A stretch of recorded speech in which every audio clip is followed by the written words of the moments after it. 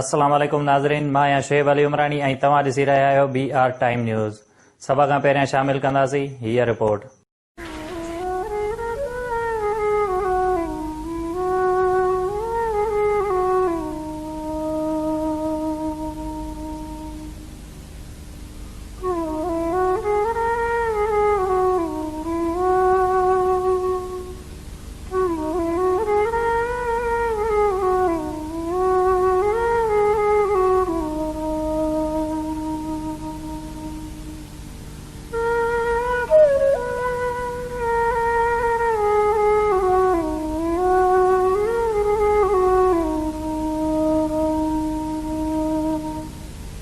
उमरानी बिरादरी रतो तेरो लाड़काने जी अहम शख्सियत, गरीबन जो हमदर्द ऐं उमरानी क़ौम जो हीरो महबूब अगवान मीरमल गुज़ार हिन फ़ानी दुनिया में लाडाणो करे वियो।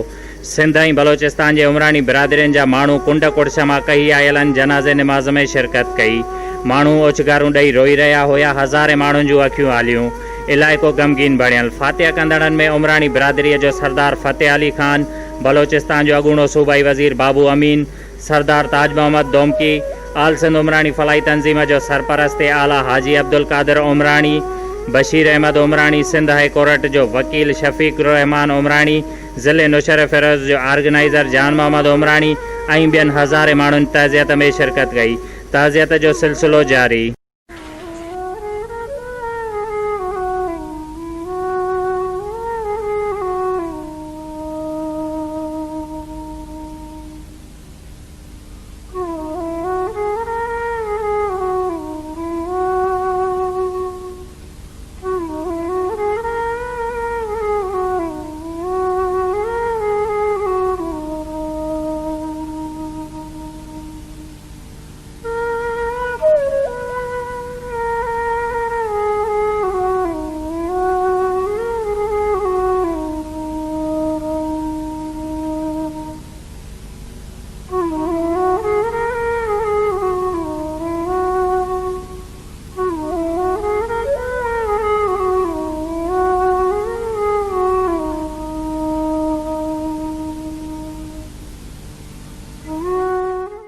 शुएब अली उमरानी खे ॾींदा इजाज़त। वधीक ख़बरुनि ऐं अपडेट्स लाइ ॾिसंदा रहो BR टाइम न्यूज़।